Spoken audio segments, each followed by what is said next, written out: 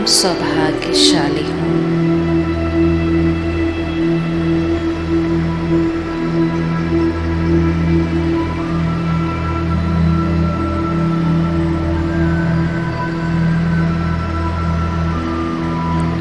अपने सौभाग्य की स्मृति में लाए।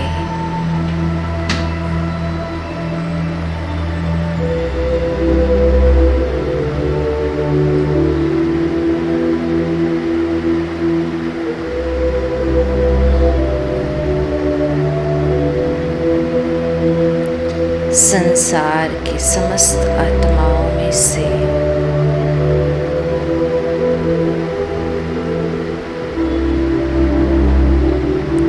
कोटों में कोई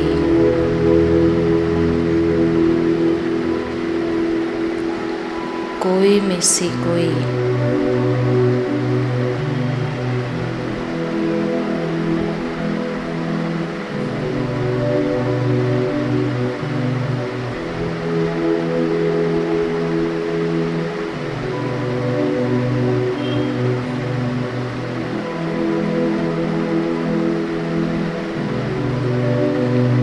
मुझ आत्मा को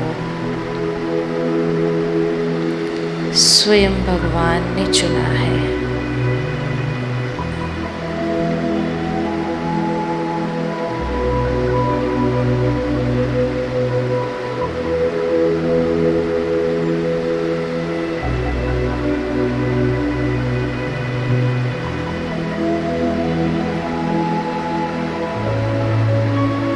मुझ आत्मा का इतना श्रेष्ठ भाग्य है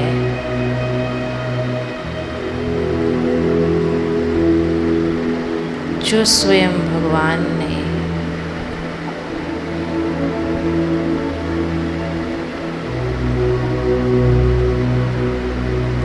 नई दुनिया में जाने के नियुक्त किया है।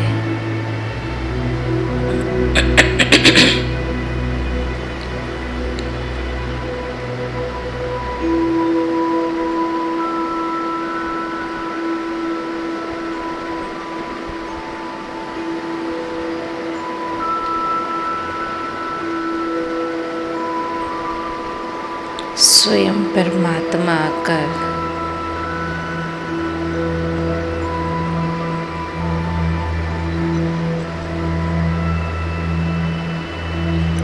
मुझ आत्मा पर रोज सवेरे ज्ञान की वर्षा कर रहे हैं।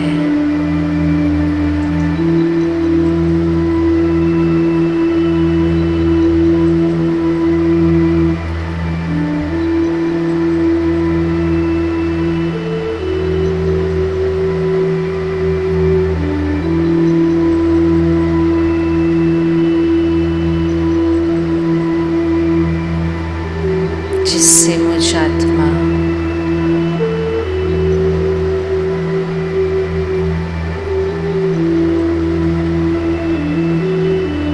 पवित्र होती जा रही।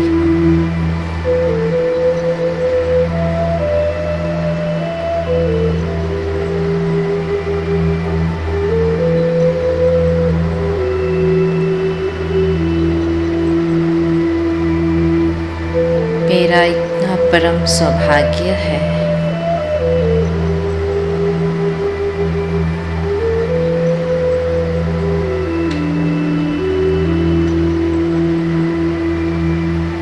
जो दिन की आदि मध्य और अंत तक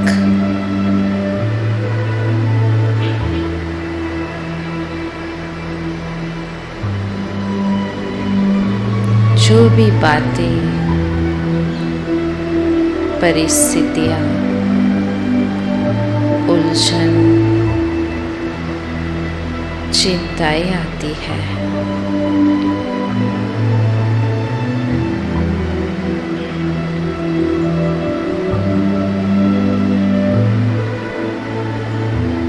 उसमें स्वयं परमात्मा मेरा साथ दे रहे हैं।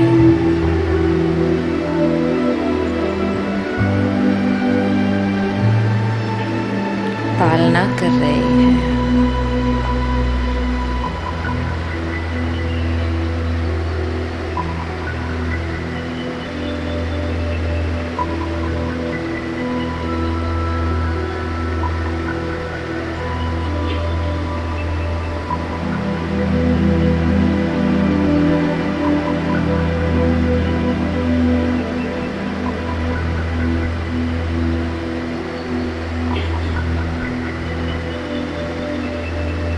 जैसे मुझ आत्मा को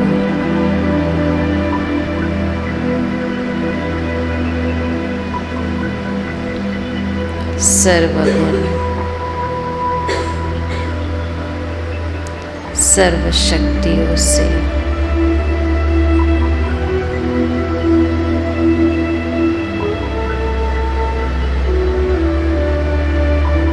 सर्व खजानों की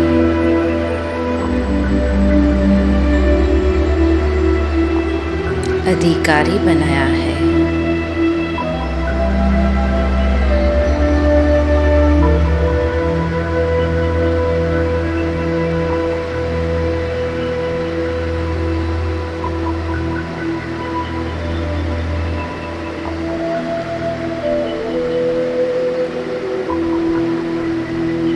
जो मेरे को परमात्मा प्यार से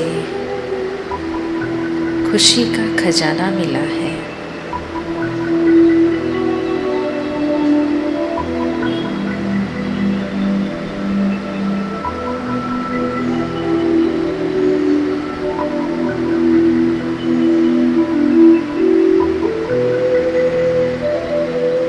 परम सौभाग्य प्राप्त हुआ है।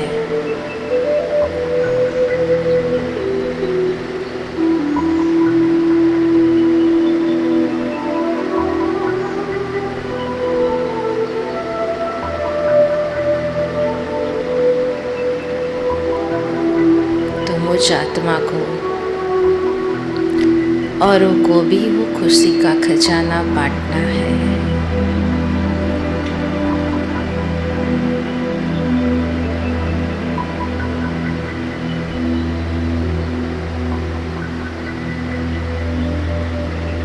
इमर्ज करें,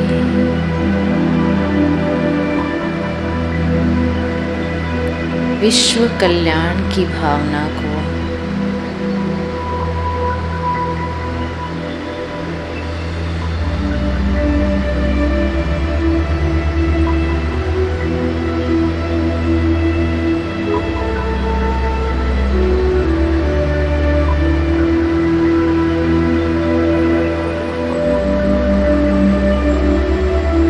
जो आज संसार में हर एक व्यक्ति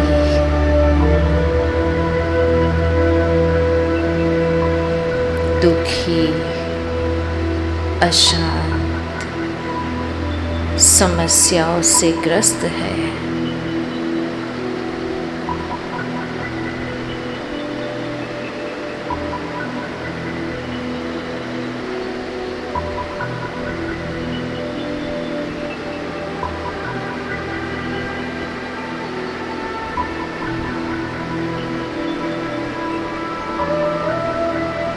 हर परिस्थितियों की जाल में फंसा हुआ है।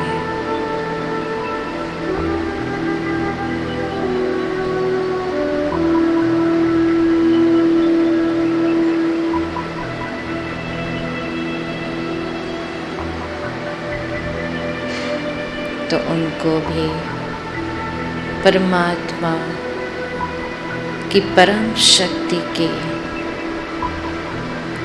किरणें समस्त परिवार पर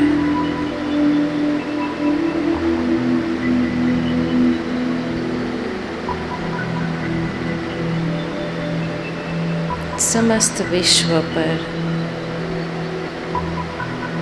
सभी आत्माओं के ऊपर पड़ रही है।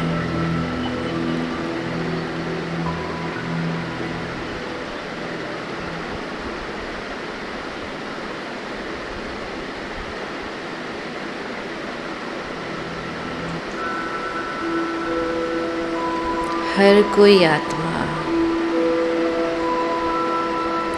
उस शक्ति का अनुभव कर रही है।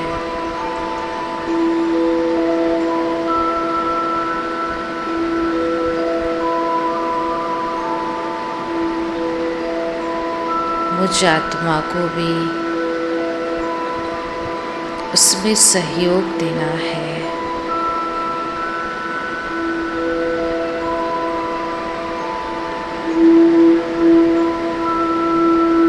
मनसा से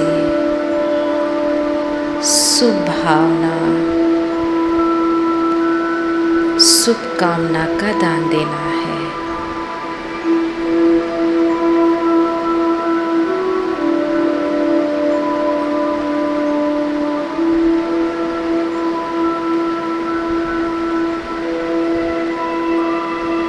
वाचा से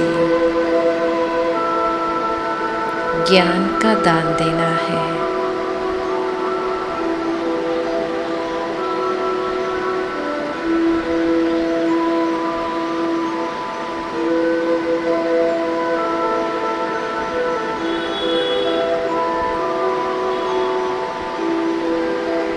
कर्मणा से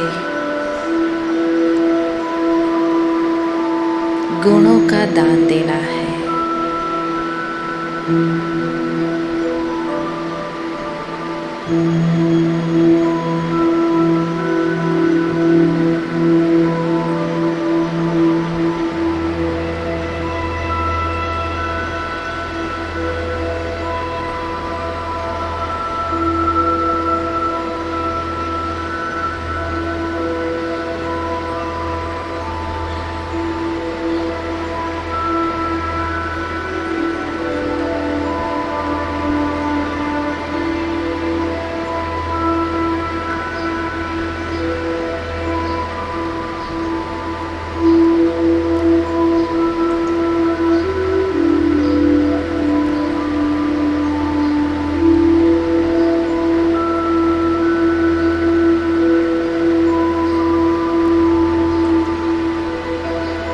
हर आत्मा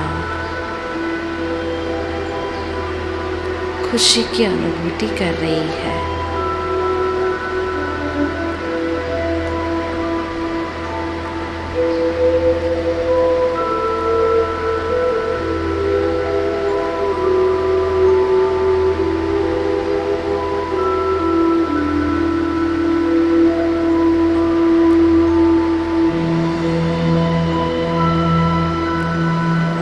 परमात्मा छत्र छाया की अनुभूति कर रही है।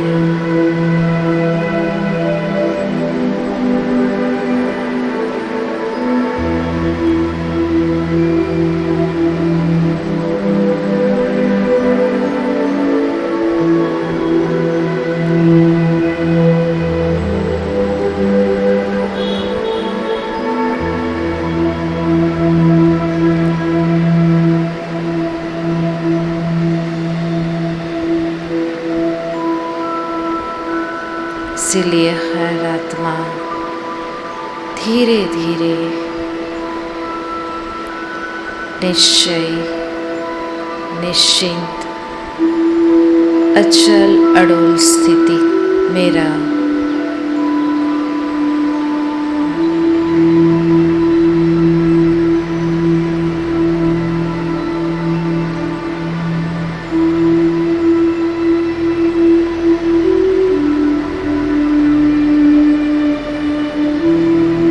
बेफिक्र बादशाह स्थिति की अनुभूति कर रही है।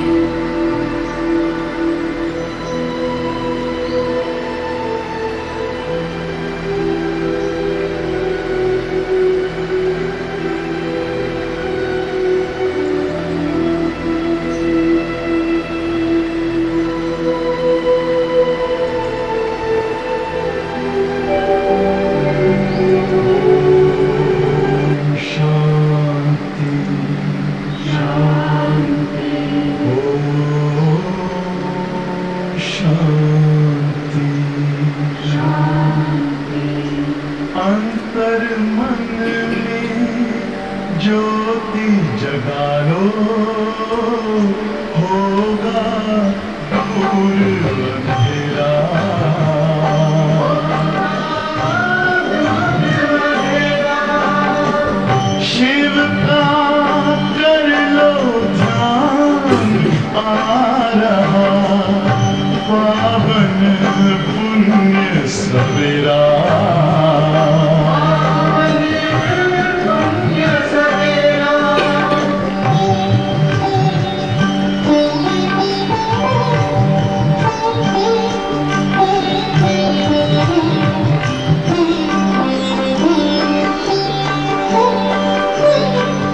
तुम हो कौन, कहाँ से आए, अपने आप को जानो। राजयोग के द्वारा अपना परम पिता पहचानो। इसी राजपथ पर चलकर तुम पालो अपना बसेरा।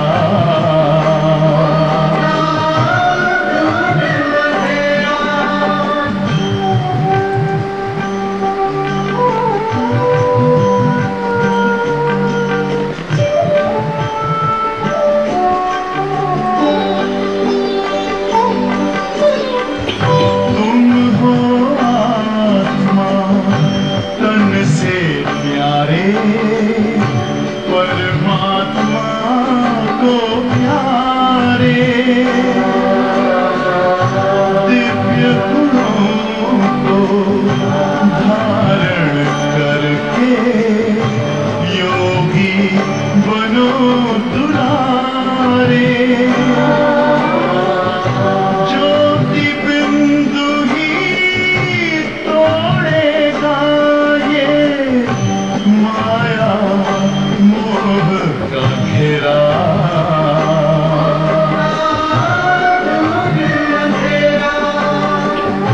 अंतर मन में ज्योति जगा लो, होगा दूर अंधेरा।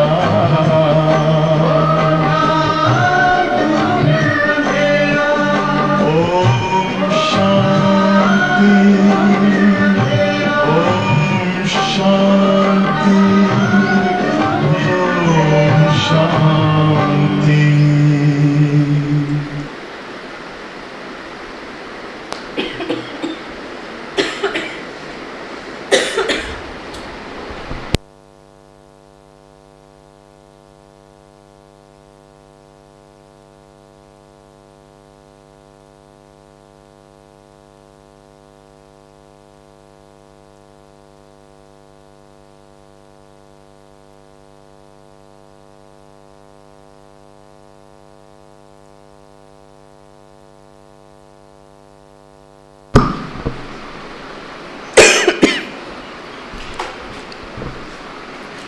ओम शांति।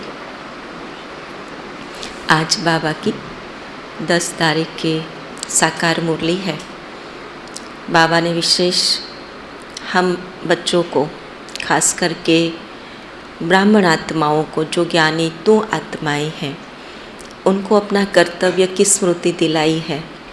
क्योंकि कलयुग का जो ये समय है बहुत दुख और बहुत अशांति का है।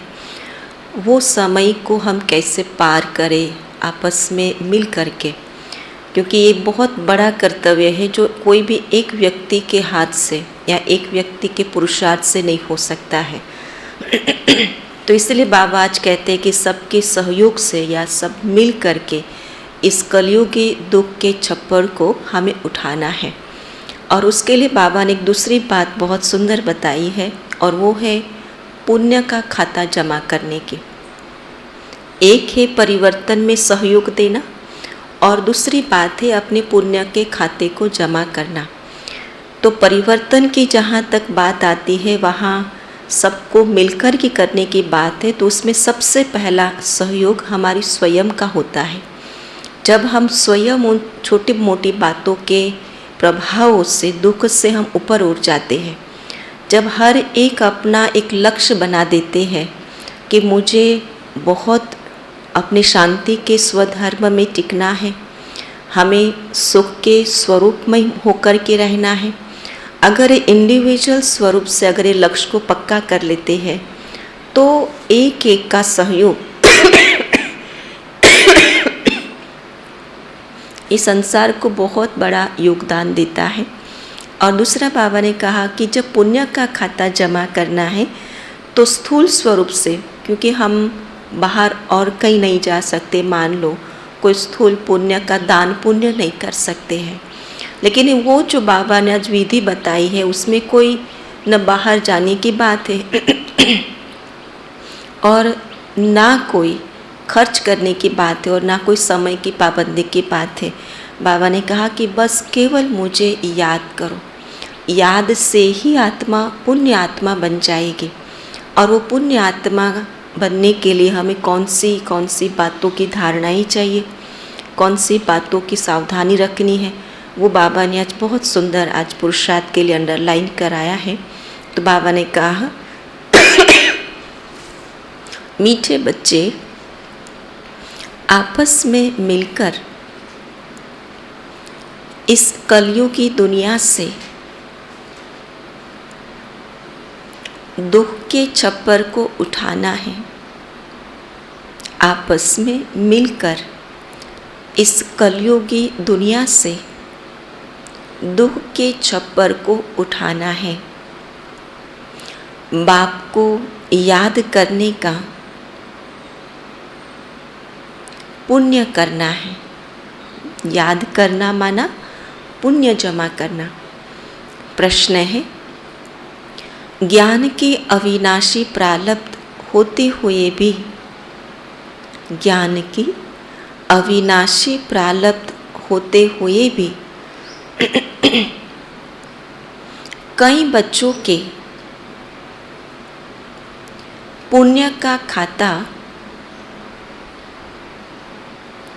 जमा होने के बजाय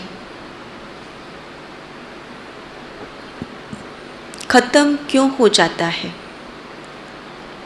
ज्ञान की अविनाशी प्रारब्ध होते हुए भी कई बच्चों के पुण्य का खाता जमा होने के बजाय खत्म क्यों हो जाता है? छोटी छोटी अवज्ञाएं हो जाती है, चाहे वो संकल्प के माध्यम से, चाहे दृष्टिकोण के माध्यम से, चाहे बोल के आधार से। तो वो एक है कि हम बाबा की दी हुई श्रीमत का अगर उल्लंघन करते हैं, अवज्ञाएं हो जाती है, तो वो पाप बन जाता है, पुण्य के बदले पाप के खाते में चला जाता। और क्या होगा? देहभान में आ जाते हैं। आज बाबा कहते क्योंकि पुण्य करते करते बीच में पाप कर लेते हैं, पुण्य करते करते बीच में पाप कर लेते हैं, ज्ञानी तू आत्मा कहलाते हुए, ज्ञानी तू आत्मा कहलाते हुए संग दोष में आकर कोई पाप किया, संग दोष में आकर कोई पाप किया, तो उस पाप के कारण किए हुए पुण्य खत्म हो जाते हैं।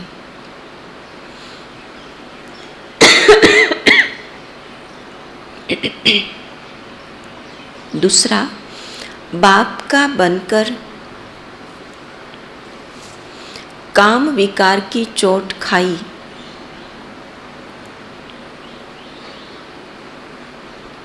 बाप का हाथ छोड़ा, तो वह पहले से भी अधिक पाप आत्मा बन जाते।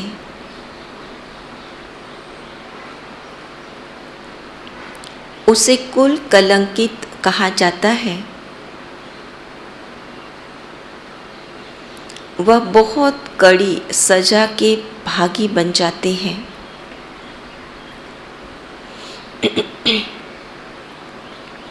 सतगुरु की निंदा कराने के कारण, सतगुरु की निंदा कराने के कारण उन्हें ठौर मिल नहीं सकता।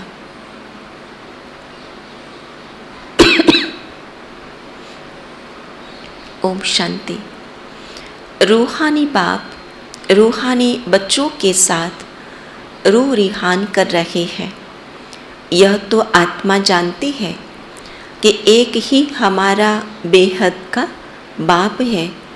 वह तो बच्चे समझ गए हैं, ये तो बुद्धि में बहुत क्लियर है कि आत्मा का पिता एक ही है और जो हमें पढ़ा रहे हैं वो अपने दिल की बातें सुना रहे हैं, जो आत्मा के अपने संपूर्ण लक्ष्य की बात मंजिल है मुक्ति, जीवन मुक्ति की। तो मुक्ति के लिए याद की यात्रा ज़रूरी है और जीवन मुक्ति के लिए रचना के आदि मध्य अंत को जानना जरूरी है। एक तो याद से मुक्ति मिलेगी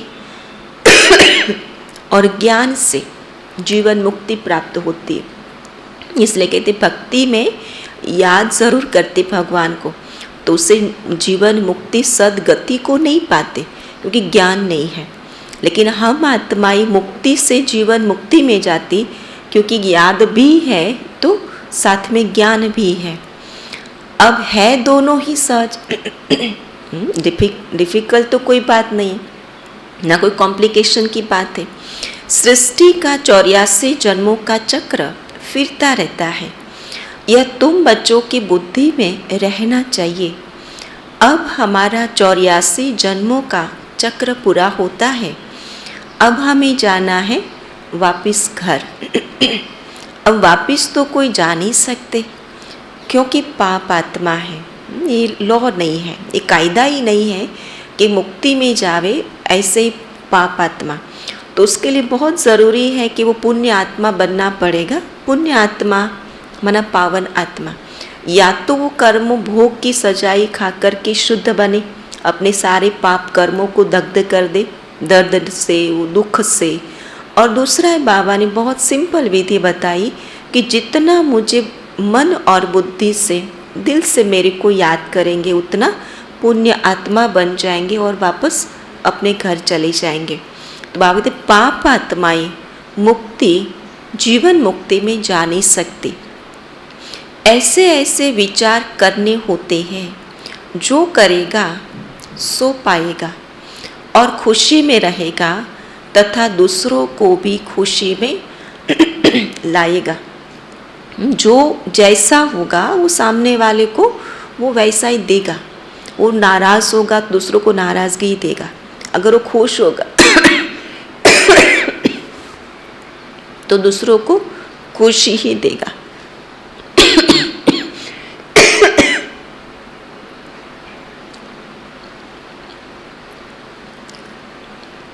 तो बाबा ने 3 बात बताई। एक तो जो करेगा सो पाएगा, ये कर्म का सिद्धांत है। और जो जैसा करेगा वैसा पाएगा। और तीसरा है कि जितना करेगा उतना पाएगा। तो तुम बच्चों को कृपा व मेहर करनी है, सबको रास्ता बताने की। समझाना है तुम्हारी आत्मा सतो प्रधान से अब तमो प्रधान बन गई है, इसलिए वापस जा नहीं सकती। पुकारते भी है हे पतित पावन। बच्चे जानते हैं कि अभी पुरुषोत्तम संगम युग है। यह भी किसी को अच्छी रीति याद रहता है, किसी को याद नहीं रहता है। समय का साथ होना, समय की जागृति होना, समय की स्मृति का होना ही बहुत ज़रूरी होता है। तो अगर जिसको इस स्मृति स्वरूप रहते समय की, वो हमेशा अपने पुरुषार्थ की प्रारब्ध में लगे रहते। और जो समय की विस्मृति के साथ रहते वो अपने कर्मों के ऊपर अटेंशन नहीं दे पाते। तो बाबा कहते घड़ी घड़ी भूल जाता है, परंतु तुमको अगर संगम युग याद रहे तो भी खुशी का पारा चढ़ा रहे, क्योंकि संगम किसका है, ये बहुत बड़ी ऊंची स्मृति है। बाप टीचर याद रहे तो भी खुशी का पारा चढ़ा रहे। संगम में सबसे प्रारब्ध पाने वाला जो संबंध है वो 3 है, बाप, टीचर और सतगुरु, है ना। तीनों संबंध से 3 प्रारब्ध मिलते। तो इसलिए बाबा कहते किसी को बड़ा रोला माना विघ्न बीच में पड़ता, किसी को थोड़ा पड़ता तो ज़रूर है। कहीं ऊपर जाकर फिर नीचे आ जाते हैं। कोई की अवस्था अच्छी होती है तो दिल पर चढ़ जाते हैं, फिर नीचे गिरते हैं तो की कमाई चट हो जाती है। जैसे दुनिया में कितना दान पुण्य करते हैं, इसीलिए कि पुण्य आत्मा बने, धर्माऊ निकालते हैं कि भाई साल में एक बार इतना हिस्सा हो जो कमाई का, जो धर्म के नाम पर वो निकालना चाहिए, दान पुण्य करना चाहिए, ताकि किए हुए पाप कर्म का उसमें धुल जाए। फिर अगर पुण्य करते करते पाप कर्म करने लग पड़े तो पाप आत्मा बन जाते हैं। तुम्हारा पुण्य है ही बाप को याद करने में, स्थूल रूप से देने में नहीं है, लेकिन किस में है? बाप को याद करने में सबसे बड़ा पुण्य कर्म है। याद से ही तुम्हारी आत्मा पुण्य आत्मा बनती है। तो अगर बाप को ही भूल जाए, दूसरे का संग लग जाए, तो बहुत पाप करने से जो कुछ पुण्य किया वह भी खत्म हो जाता है। अगर फालतू बातों के संग में आ गई, अगर दूसरे की व्यर्थ या कमजोरी की बातों के सुनने में लग गई, क्या होगा? पाप के खाते में वो ऐड हो गया। क्यों ऐड हो गया? क्योंकि जो सुना उस पर तो चिंतन चला, जो कान में गया उस पर मन जरूर चलेगा। तो इसलिए बाबा कहते समझो, आज दान पुण्य करते हैं, सेंटर खोलते हैं, कल फिर बेमुख हो जाते हैं तो पहले से भी जास्ती गिर जाते हैं।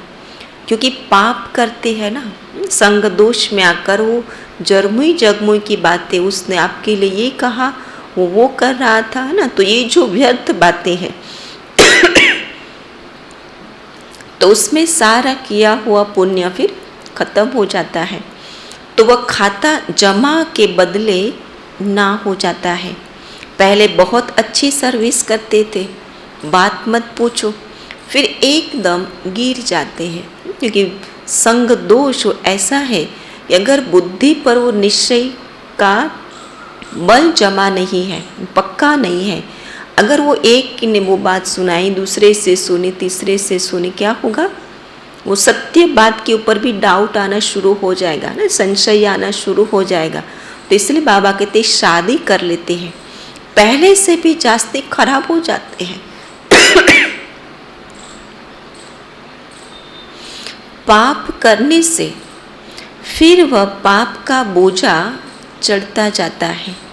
जमा और ना की जैसे कमाई संभाली जाती है ना, परंतु इन बातों को भी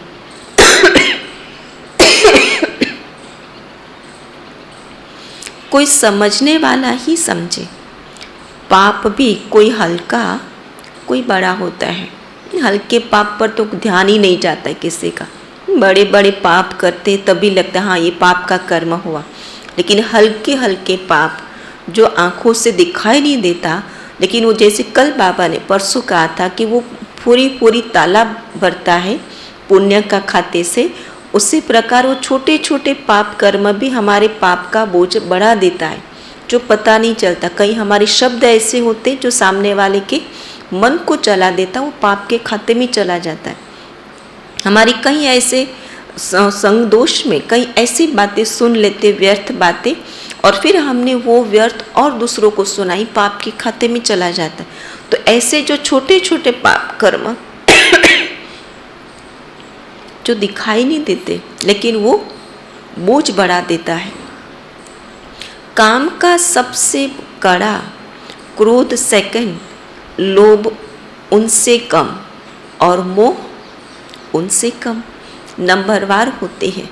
काम की चोट खाने से फायदे के बदले नुकसान हो जाता है, क्योंकि सतगुरु की निंदा कराई तो ठौर पा न सके, वह दिल से उतर जाएंगे।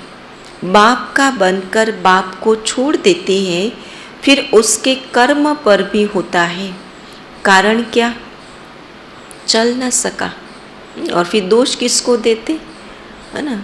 भगवान को दोष दे देते, लेकिन वो स्वयं कभी खुद की कमजोरी को स्वीकार नहीं कर पाता। अक्सर करके काम की चोट जास्ती लगती है, यही मुख्य दुश्मन है। कब सुना कि क्रोध की एफएजी जलाई? नहीं, कामी की बनाते हैं।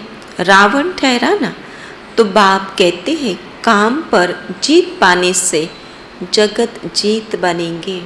मानसिक जो कामनाएं बनी रहती है, और इसलिए बाबा कहते मन जीते जगत जीत। और मन पर जीतना माना माया को जीतना, माया जीते जगत जीत। अपनी कामनाओं को जो मन में वो पैदा होती रहती है, जिसने उसको जीत लिया वो जगत जीत बन गई। फिर बाबा कहते बिल्कुल हरा बैठे हैं तो जीत के बदले हार हो जाती है। बाप को बुलाते हैं, हे पतित पावन आओ। काम से बहुत पीड़ित होते हैं, फिर कहते बाबा काला मुंह कर दिया। बाबा कहेंगे तुम तो कुल कलंकित हो। क्रोध व मोह के लिए ऐसे नहीं कहेंगे। सारा मदार है काम पर। बुलाते हैं, हे पतित पावन आओ। बाप आया है, फिर भी पतित बनते रहे तो बाप क्या कहेंगे? 2500 साल उसी के लिए तो बुलाया कि आकर के पावन बनाओ, और जब वो आया और आने के बाद जब उनकी श्रीमत नहीं समझी तो फिर बाबा कहते और क्या मैं करूं? साधु संत आदि सब कोई पुकारते हैं, हे पतित पावन आओ। अर्थ कोई नहीं समझते हैं। कोई मानते हैं कि हाँ आने वाला है जो नई दुनिया स्थापन करेंगे, परंतु टाइम बहुत लंबा देने से घोर अंधियारे में गिरे पड़े हैं। तो ज्ञान और अज्ञान है ना। बाप समझाते हैं भक्ति में तुम जिसकी पूजा करते हो उसे जानते नहीं तो वो भक्ति किस काम के? जब उनकी बायोग्राफी कोई नहीं जानते हैं तो केवल भावना वो कितना रिजल्ट देंगे, वो फल कितना देंगे? तुम्हारा अल्पकालीन वो फल ज़रूर देगी, लेकिन वो अविनाशी फल नहीं प्राप्त करा सकती। तो न जानने के कारण जो कुछ करते वह निष्फल हो जाता है। मनुष्य समझते हैं दान पुण्य करने से फल मिलता है, परंतु वह है अल्पकाल के लिए, कुछ घंटों के लिए, कुछ एक जन्म के लिए, कुछ एक मास के लिए। हर बीच का अपना टाइम होता है फल देने का। तो जैसा मेरा कर्म की क्वालिटी, कर्म रूपी फल की, वैसा मेरे को उतने समय का मिलेगा। कागविष्टा के समान सुख सन्यासी भी कहते हैं। यह दुनिया में जो सुख मिलता है वह कागविष्टा के समान है, बाकी सब दुख ही दुख है। बाप कहते मामेकम याद करो तो तुम्हारे सब दुख दूर हो जाएंगे। विचार करो कि हम कितना याद करते, जरा सोचे तो सही। मना चिंतन में तो लाए कि 24 घंटे में मैं बाबा को कितना याद करती हूँ, और जितना करना चाहिए उसके बजाय मैं ज़्यादा किसको याद करूँ? बुद्धि मैक्सिमम मेरी किस में रहती है? जो पुराना हिसाब खत्म भी हो, कितना करना चाहिए? जो पुराना हिसाब खत्म भी हो और नया जमा भी हो। ऐसा ना हो कि जितना कमाया उतना उड़ाया, उतना खाया, है ना। बाबा कहते खाओ भी सही, जमा भी करो और दूसरों के काम में भी आवे। कितना कोई जमा करता है, इसमें धन आदि की बात नहीं है। यह तो है कि पाप कैसे मिटे। मूल बात है ही पवित्र बनने की। ऐसे भी नहीं समझो कि बाबा को लिख कर देने से कोई जन्म जन्मांतर का ख़त्म हो जाएगा। आज चलो कोई ऐसा कर्म हो गया ना, बहुत संकल्प चलते, बोझ फील होता है, बाबा को चिट्ठी लिख कर के दे दो, क्योंकि वैसे भी तो बाबा कहते हैं ना कि भी जो कुछ भी होता है बाप से छिपाओ नहीं, बाप को साफ साफ बता दो। तो बाबा क्यों कहते? वैसे बाबा कहते कि वो ख़त्म तो होगा नहीं, जो दाग लग गया रजिस्टर में वो ऐसे दाग ख़त्म नहीं होगा कहने से। लेकिन बाबा कहते कि बाप को लिख कर देने से वो आत्मा स्वयं अपने भूल को स्वीकार कर लेती है, और स्वीकार कर लेते तो बोझ हल्का हो जाता है। लेकिन पाप के जो दाग पड़ गए हैं वो मिटता नहीं है, और उसके लिए क्या चाहिए? याद चाहिए बाबा की। तो पापों का बोझा जन्म जन्मांतर का बहुत है, वह सब नहीं कटते हैं। इस जन्म में जो किए है उसकी हल्काई हो जाती है ना। बार बार अंदर ही अंदर वो दिल खाती रहती ना, ऐसा हुआ वैसा, और वो और कोई पुण्य कर्म करने में बाधक बनता है, योग लगाने में बीच बीच में विघ्न रूप बनता है। इसलिए बाबा कहते हैं कि जो कुछ भी मन में चलता हो, जो बार बार दिल खाती रहती हो, तो बाबा को लिख करके दे दो तो हल्के हो जाएंगे। बाकी तो मेहनत बहुत करनी पड़े। जितना याद में रहेंगे उतना पापों का बोझा हल्का होता जाएगा। कोई बच्चे बहुत मेहनत करते हैं, लाखों को रास्ता बताते हैं, 84 जन्म का चक्र समझाते हैं। जन्मों के हिसाब को तुम जानते हो। विचार करो, क्या विचार करें? पहले भी बाबा का विचार करो, कितना याद करते हैं। फिर भी बाबा कहते विचार करो कितना योग बल है। एक है कितना बाबा को याद करते हैं, और दूसरा है कितना योग बल है, जमा कितना किया, योग शक्ति में कितना ट्रांसफ़र किया।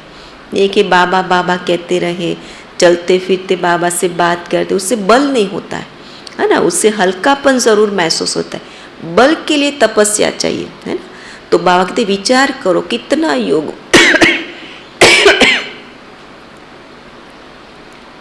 हमारा जमा कब होगा? चिंता करनी हो या चिंतन करना हो तो किसका करो कि मेरा योग बल जमा कितना हुआ है। सतयुग आदि में हो सकेगा वो योग बल, सतयुग में जमा हो सकेगा। जो बहुत पुरुषार्थ करेंगे वही सतयुग आदि में जन्म ले सकेंगे, वह कोई छिपा थोड़ी रहेगा।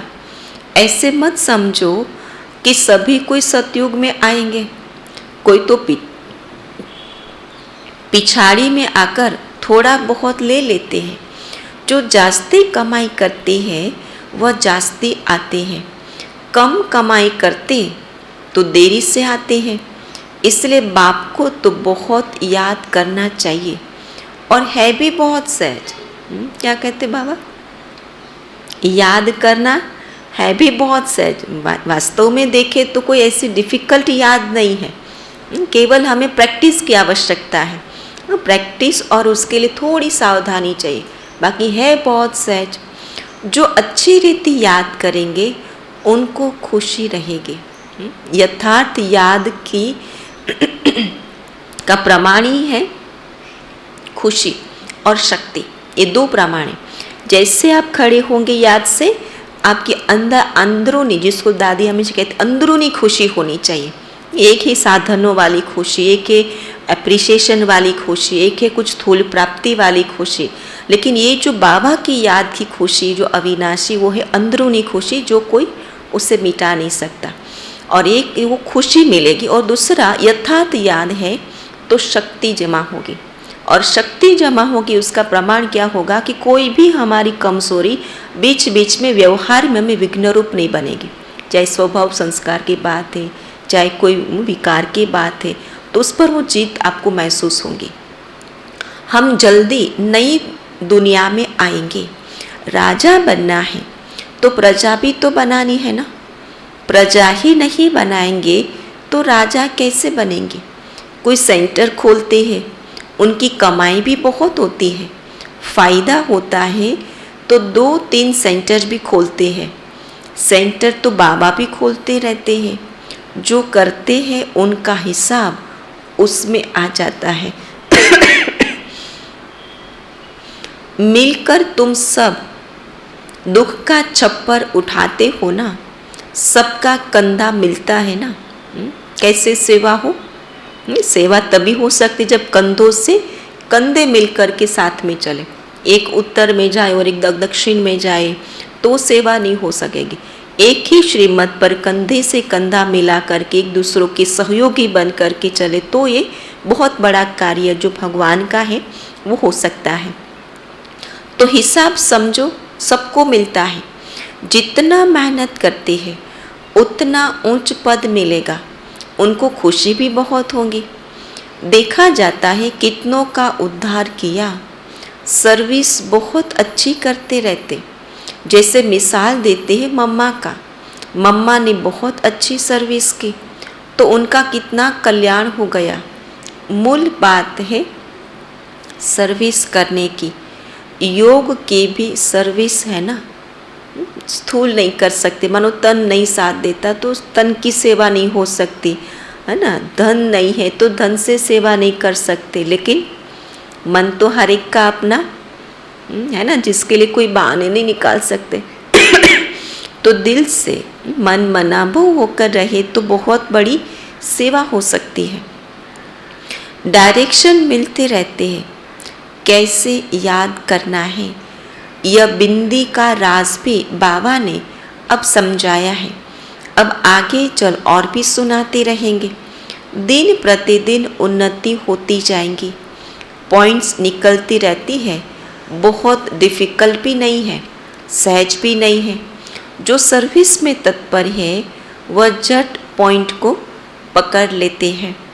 जो सर्विस में नहीं रहते उनकी बुद्धि में कुछ भी नहीं बैठता। जिनको सेवा का शौक है, लक्ष्य है, उनको हमेशा मुरली में उसी पॉइंट को हमेशा टच करता।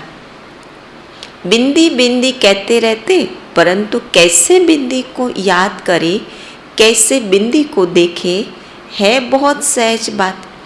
कोई बिंदी को सामने रख थोड़ी याद करना है। जैसे कई मेडिटेशन में सिखाते ना बाहर कि बस वो सर्कल उसमें बहुत छोटा सर्कल बिंदी लगा के थे, बस वहाँ आप अपना ध्यान केंद्रित करो, स्थूल आँखों को वहाँ केंद्रित करो। बाबा कहते ऐसे स्थूल बिंदी को सामने रख कर के थोड़ी याद करना है, लेकिन बिंदी स्वरूप को बुद्धि रूपी नेत्र से देख करके उसमें टिकना है, बुद्धि को उसमें एकाग्र करना है। यही तो यथार्थ योग है। यह तो समझने की बात है, कोई स्थूल बिंदी वहाँ रखने की बात नहीं है, लेकिन बुद्धि पर वो समझ है कि मैं कैसी बिंदी हूँ और मेरा बाप कैसे वो सुप्रीम सोल जो बिंदी है, उसको केवल बुद्धि में उस चित्र को सामने रख उसका स्वरूप बनना, उसका सुख लेना, वो योग है। आत्मा कितनी छोटी बिंदी है। आत्मा का नाम, रूप, देश, काल कोई बता नहीं सकेगा। परमात्मा के लिए पूछते हैं, उनका नाम, रूप और देश, काल क्या है। बेसमझ मनुष्य न आत्मा को जानते न परमात्मा को जानते हैं।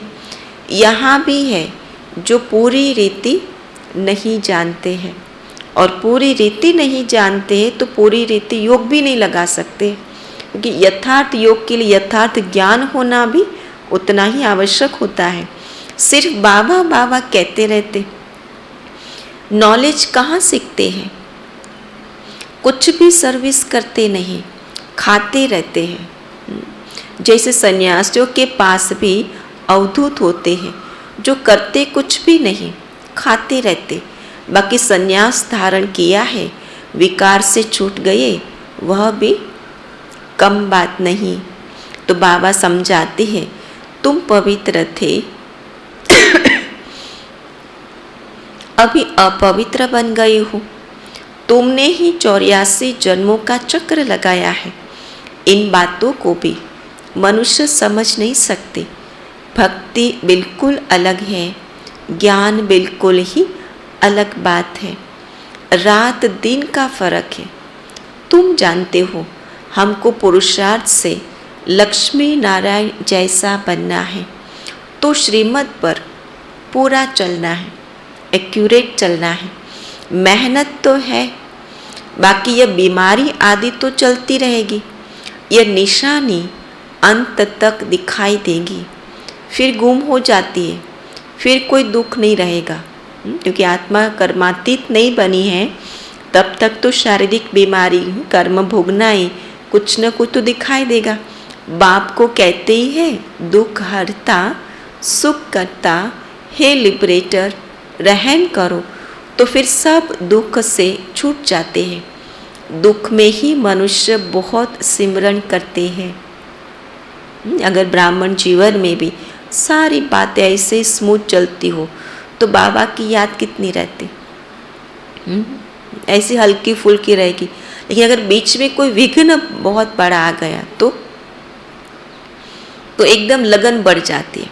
और इसलिए बाबा कहते हैं कि वो विघ्न भी याद की लगन बढ़ाने का एक साधन है ना। तो वो कहते हे प्रभु हे राम, दुख के समय सब कहेंगे भगवान को याद करो, परंतु भगवान कौन है यह कोई नहीं जानते। सिर्फ कहेंगे गॉड फादर को याद करो, खुदा को याद करो। तुम तो अच्छी रीति जानते हो कि वह हमारा बाप है ना। अच्छी रीति जानते हैं कि वह हमारा बाप है। तो बाप को याद करने में मेहनत होती है, टाइम निकालना पड़ता है, या उसकी कोई विधि होती है? कुछ नहीं होता ना। बाप माना हर समय उस संबंध की नेचुरल स्मृति रहती है। तो वो स्वरूप को, वो संबंध को मेरी बुद्धि से स्वीकार कर लेना माना याद जुट जाना है ना। तो इसलिए बाबा कहते बाप ही सिखलाते हैं अपने को आत्मा समझ मुझे याद करो। भक्ति मार्ग में ऐसे कहेंगे क्या कि अपने को आत्मा समझ बाप को याद करो? नहीं, कितने प्रकार की अथाह भक्ति है, ज्ञान एक ही है। समझते कि भक्ति से भगवान मिलेगा। भक्ति कब से शुरू होती है? कौन जास्ती भक्ति करता है?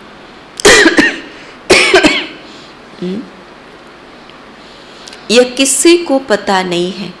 क्या अर्जुन 40,000 वर्ष भक्ति करते रहेंगे? कहाँ तक भक्ति करेंगे? अभी तुम जानते हो इतना समय भक्ति चलती है, इतना समय ज्ञान चलता है। 5,000 वर्ष के साइकिल में हाफ पीरियड बता दिया।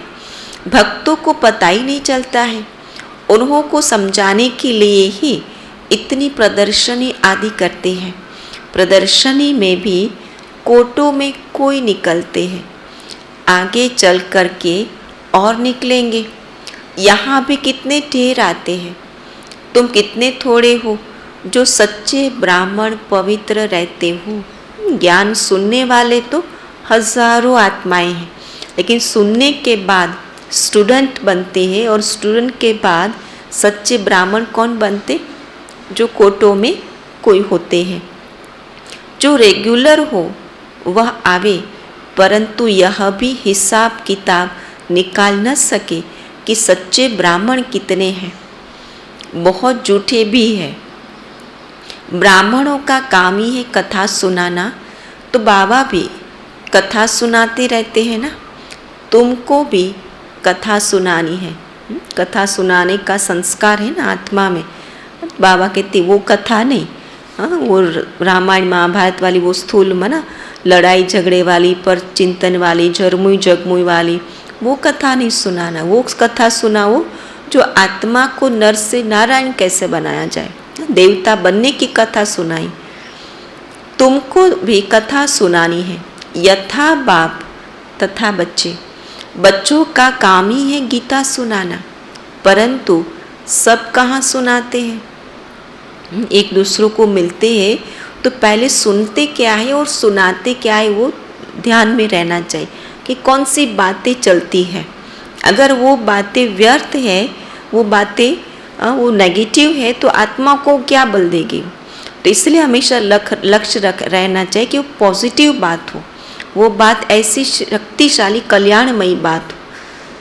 तुम जानते हो ज्ञान की पुस्तक एक ही गीता है, वह सर्वशास्त्रमय शिरोमणि, उसमें सब आ गया। माँ बाप है गीता, तो बाप ही आकर सबके सद्गति करते हैं। यह भी लिख सकते हो कि शिव बाबा की जयंती ही हीरे तुल्य है। बाकी सबकी जयंतियाँ नमक ने कौड़ी तुल्य है ना, पर किसी को बताना नहीं, तो अथॉरिटी है, तो इसलिए बाबा कह सकते हैं। तो बाप को तो सब याद करते हैं। कलयुगी मनुष्य सतयुगी देवताओं की पूजा करते हैं। उन्हों को ऐसा बनाने वाला कौन है? एक बाप। परंतु यह भी समझा वह सकेंगे जो अच्छी रीति समझते हैं। कायदे मुजिब कोई समझाते नहीं है। बाप कहते हमारे कई बच्चे कंस्ट्रक्शन के साथ डिस्ट्रक्शन भी करने वाले हैं। महारथी, घोड़ेसवार, प्यादे सब है ना, तो प्यादे क्या करेंगे? पढ़े लिखे के आगे भरी ढोएंगे। बाकी जो न भरी ढोएंगे, न पढ़ेंगे, न पढ़ाएंगे, उनको क्या कहेंगे? ऊंट पक्षी। अच्छा, मीठे मीठे सिकिलधे बच्चों प्रति माता पिता बाप दादा का याद प्यार और गुड मॉर्निंग। रूहानी बाप की रूहानी बच्चों को नमस्ते। रूहानी बच्चों की रूहानी बाप दादा को याद प्यार, गुड मॉर्निंग और नमस्ते। आज की धारणा क्या होगी?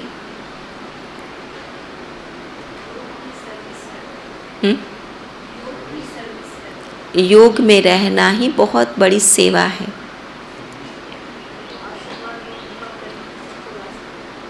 सबको रास्ता बताना है, आशीर्वाद और कृपा, सब पर रहम करना है। बाबा की याद से आत्मा को पुण्य आत्मा बनाना है। संग दोष में फंसकर कोई पाप कर्म नहीं करना है। जो करेगा सो पाएगा, है ना। और याद में रहेंगे तो उतनी खुशी रहेगी, जो सबको बांटना है।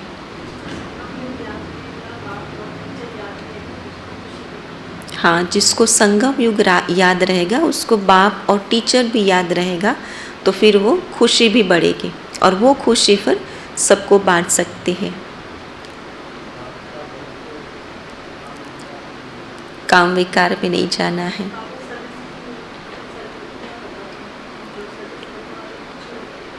उनको टच होता है। कलयुग के दुखी छप्पर को उठाना है। पहले पॉइंट है, बाप बिंदी है। इस बात को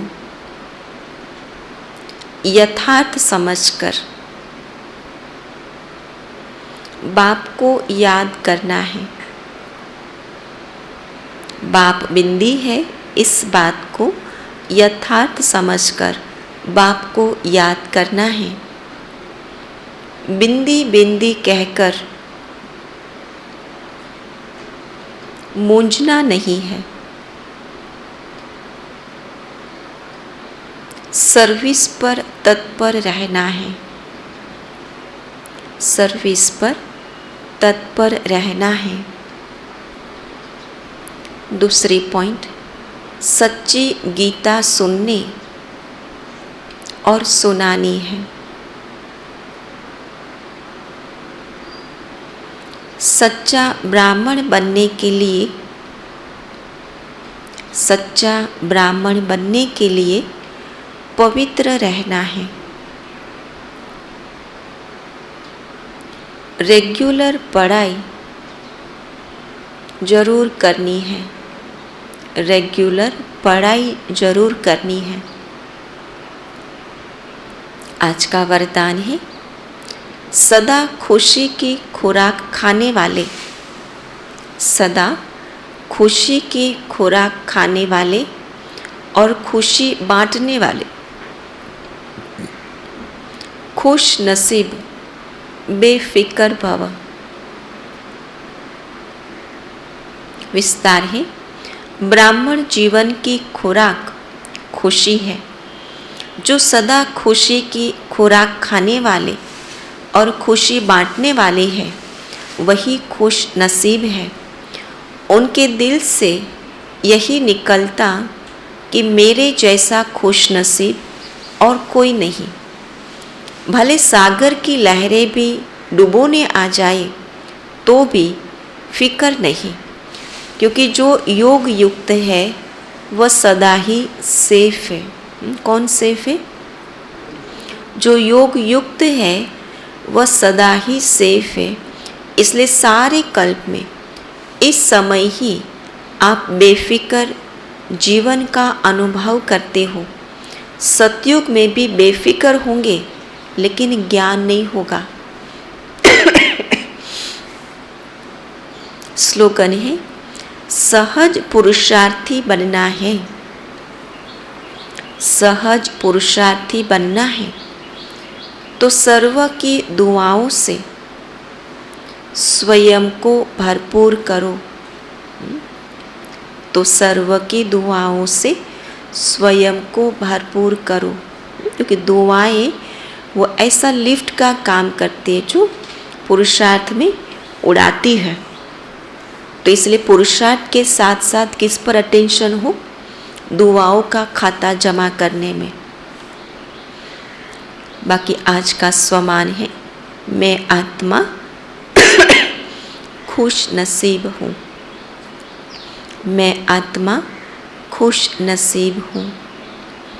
और चिंतन का पॉइंट रहेगा,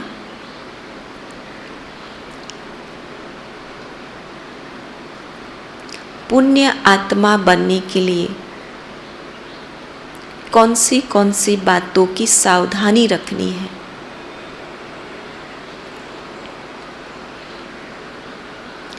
ओम शांति। बाकी कल का जो चिंतन है वो आज प्रियाबेन सुनाएंगे।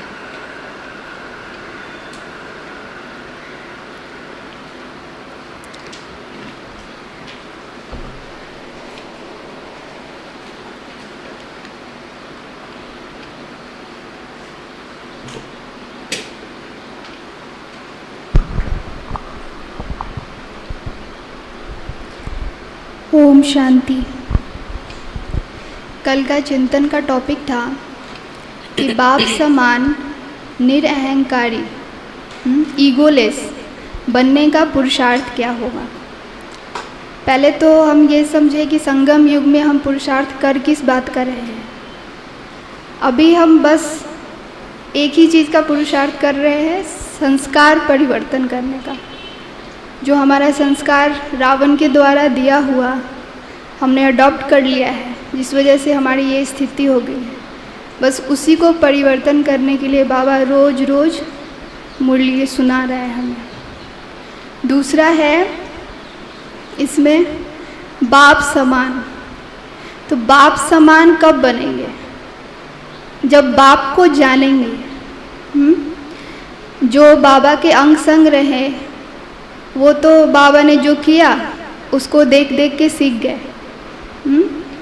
लेकिन हमें तो बाबा के अंग संग रहने का सौभाग्य नहीं है। तो हमें क्या करना पड़ेगा? बाबा की जो बुक है, जीवन को पलटाने वाली एक अद्भुत जीवन कहानी जो है, वो पार्ट 1 पार्ट 2 है, इंग्लिश में है आदिदेव। अगर उसको हम स्टडी करेंगे तो फिर हमें पता चलेगा कि बाबा के पास कैसी कैसी परिस्थितियाँ आई और बाबा ने उसको कैसे कैसे हैंडल किया। फिर उसके बाद उसमें बाबा के बारे में मुझे पता चलेगा। जब ये बुद्धि में पक्का हो जाएगा कि हाँ बाबा ऐसा है, तब हम उसके समान बनने का पुरुषार्थ कर पाएंगे, नहीं तो कन्फ्यूज़न ही रहेगा। जब उसमें हम देखते हैं कि बाबा ऐसे बहुत सारी स्टोरीज़ भी हैं, हमने भी सुनी होगी कि बाबा ने कैसे परिस्थितियों को हैंडल किया। जैसे एक एग्ज़ाम्पल था कि बाबा जहाँ रहते थे पास में ही कोई संत रहते थे जो बाबा को हमेशा गालियाँ देते थे। लेकिन जो बच्चे होते हैं, बाप को कुछ बोलो तो बच्चों को जोश आ जाता है कि इसको कुछ करे। लेकिन बाबा ने हमेशा उसको माफ़ी दी और बोला कि नहीं, उसका अभी पार्ट नहीं है, अभी वही पार्ट है, तो वो अपना पार्ट बजा रहा है, वो भी मेरा बच्चा है। तो तो ऐसे ऐसे एग्जाम्पल्स हम देखेंगे, सुनेंगे, पढ़ेंगे, फिर हमारी बुद्धि में वो चलेगा, तो फिर हमारे पास भी ऐसी सिचुएशंस आएंगी तो हम एक फ़िल्टर लगा सकते हैं बाबा का कि बाबा इस सिचुएशन में होते तो क्या करते, तो फिर हम बाप समान बन सकते हैं। तो हमारे जो भी लिटरेचर की बुक्स हैं वो भी पढ़ना बहुत बहुत ज़रूरी है। जैसे दादियों का क्या है, उनका भी वो भी बाप समान ही बन के गई, उनका भी बहुत सारे बुक्स में कहानियाँ हैं, उनकी जीवन कहानी है, वो सब पढ़ना हमें बहुत ज़रूरी है। मुरली सुनना तो है ही है, उसके साथ वो लिटरेचर्स जो बने हैं उनसे बहुत क्लैरिटी मिलती है। और जहाँ तक निरअहंकारी बनने का है, तो ईगो कहते किसको है? झुकते नहीं हैं। झुकना माना कि श्रीमत के अनुसार, ये नहीं कि हमेशा बिना बात के ही झुकते रहें। बाबा ने कभी भी हमें बिना बात के कुछ करने को नहीं बताया, है ना। सिचुएशन के अनुसार जैसा है, तो जैसे पद पोजीशन का होता है कि मैं इतनी बड़ी, हाँ मेरा इतना बड़ा पोस्ट, मेरे से ऐसे बात किया, ये क्या है? ईगो है। हाँ, फिर हम सूक्ष्म में बहुत छोटी छोटी बातों में चेक कर सकते हैं। आजकल तो मोबाइल, जैसे तुम्हें 3 बार फ़ोन किया, तुमने उठाया नहीं, तो इसमें भी गुस्सा आता है। तो कहीं कहीं तो ठीक रहता है, लेकिन कहीं कहीं बिना मतलब के ये भी ईगो होता है कि मेरे को 4 बार फ़ोन किया, उठाया नहीं, तो मैं क्यों करूँ। तो बाबा को अगर देखें, बाबा को लोगों ने कितना, जब ये जब शुरू हुआ, तो बाबा को कितना कुछ सुनना पड़ा, सहना पड़ा, लेकिन बाबा ईगोलेस था, तभी आगे बढ़ पाया, नहीं तो लड़ते झगड़ते रह जाते। ये अगर हम सोचें तो हम काफ़ी शांत रहेंगे। दूसरी बात है, अगर शिव बाबा को देखें तो बाबा क्या बोलता है कि बच्चे के सामने बाप हाजिरा हजूर है। हाँ, जो क्रिएटर है, हम भी उसके बने हुए हैं, हमारा जो भी है सब उसका दिया हुआ है। फिर भी बाबा क्या बोलता है कि बच्चों के सामने बाप तो कुछ नहीं। बच्चे बाप से ऊंचे हैं, बच्चे बाप से बड़े हैं। बाबा तो बच्चों को नमस्ते करता है। तो ये सब चीज़ें बाबा की याद रहेंगी, तो फिर हमें ईगो आने का सवाल ही नहीं है, क्योंकि जो क्रिएटर है, हाँ, वो इतना झुक के रह रहा है। बोलते हैं ना कि जैसे जिस पेड़ में बहुत फल होते हैं, वो पेड़ झुक जाता है, और जिसमें नहीं होते वे अकड़ के खड़े होते। तो ये सब चीज़ें बुद्धि में चलती रहे तो काफ़ी हद तक हमारा ईगो ख़त्म हो जाएगा। आज जैसे बाबा ने कहा, जो करेगा वो पाएगा। बाबा का बस क्लियर इंस्ट्रक्शन है। अगर ये भी हमारे दिमाग में रहे और हम कुछ गड़बड़ कर रहे हैं इधर उधर, तो हमारे, अगर कोई कर रहा है कुछ ऐसा जिससे हमें फीलिंग वैसी आ रही है, तो हम क्या सोचें, ठीक है वो कर रहा है तो वो समझे, हम करेंगे तो हमें मिलेगा। तो ईगो बहुत सूक्ष्म भी है, ऊपर ऊपर से भी होता है, लेकिन सूक्ष्म चेकिंग हम नहीं कर पाते हैं, जिस वजह से हम बाप समान बनने में बहुत पीछे हैं अभी। तो 3 बातें थी, बाप समान बनने का पुरुषार्थ कैसे करें। हाँ, तो यही सब चिंतन चला कि अगर हम बाप को जान जाएंगे अच्छी से, तो पुरुषार्थ भी करने लग जाएंगे। तो हमें भी आज संकल्प लेना है कि बाप समान ईगोलेस बनना है। बाबा ने फिर एक, बहुत सारे एग्जाम्पल्स है उसमें, बाबा की बुद्धि में हमेशा ये रहता था कि मैं जो कर्म करूँगा मुझे देखकर और करेंगे, क्योंकि हम नई दुनिया लाने वाले हैं, कि निमित्त बने नई दुनिया लाने के। तो अगर हमारे में ये संस्कार रहेगा तो फिर हम सोच भी नहीं सकते कि हम उसके निमित्त बने। बस ऊपर ऊपर से बने हैं, लेकिन बाबा को वैसे आत्माओं से फ़ायदा नहीं है जो पूरी तरह से बाबा के प्रति समर्पण नहीं है, बाबा की श्रीमत पर नहीं चलता। बस 100 में से 10-20% उनका कंट्रीब्यूशन है, लेकिन बाबा क्यों बोलता है कि वारिस निकालो, इसीलिए क्योंकि एक एक दादियों को देखो, एक एक ने कितना बनाया। तो ये सब झुकना, दादी हमेशा बोलती है झुकते रहो, झुक के रहो। तो झुक के रहने में फ़ायदा भी बाबा ने बहुत मुरलियों में बताया है कि झुकोगे तुम तो सारे तुम्हारे आगे झुकेंगे। तो आजकल के ज़माने में तो झुकना बहुत बहुत मतलब लड़ लेंगे, कुछ भी कर लेंगे, एक दूसरे को मार देंगे, लेकिन झुकेंगे नहीं। झुकने से क्या होता है, एक बार आगे सामने वाला झुक जाए तो वो ऊपर से भले बोले, लेकिन उसकी आत्मा उसके अंदर वो अनुभव करती है कि नहीं, ये व्यक्ति जो है ये ईगो नहीं है, इसको भले मुंह से नहीं बोले लेकिन उसको लगता है। तो झुकना बहुत ही ज़रूरी है। तो हम आज संकल्प लेंगे कि बाप समान ईगोलेस हमें बनना ही है। ओम शांति। ओम शांति।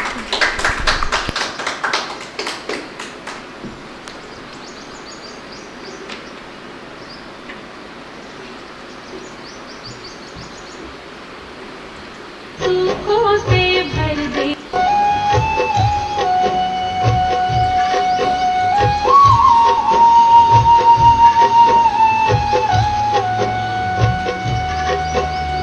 याद आपकी बाबा हमें सुखों से भर देती है। याद आपकी बाबा हमें सुखों से भर देती है। तन मन को शीतल और आनंद विभोर कर देती है। याद आपकी बाबा हमें सुखों से भर देती है।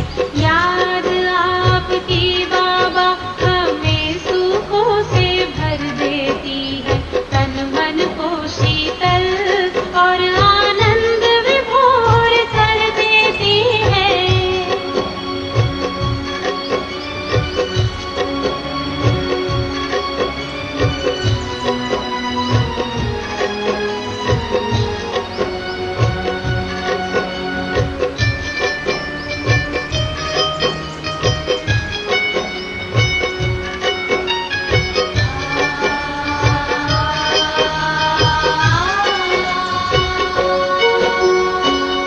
जीवन की हर डगर सजा कर फूलों से मुक्ति देती है ये हमको दुख के शूलों से। जीवन की हर डगर सजा कर फूलों से मुक्ति देती है ये हमको दुख के शूलों से। परमानंद में मन आनंदित सारी पीर हर लेती है। परमानंद में मन आनंदित सारी पीर हर लेती है। तन मन को शीतल और आनंद विभोर कर देती है।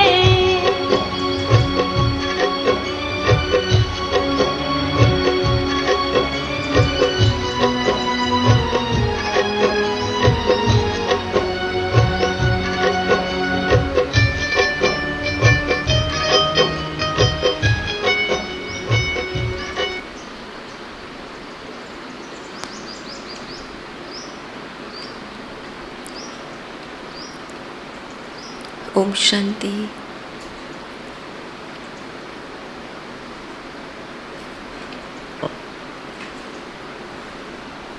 ओम शांति। ओम शांति। ओम शांति बहन। ओम शांति। ओम शांति बहन। ओम शांति। ओम शांति बहन। ओम शांति। ओम शांति।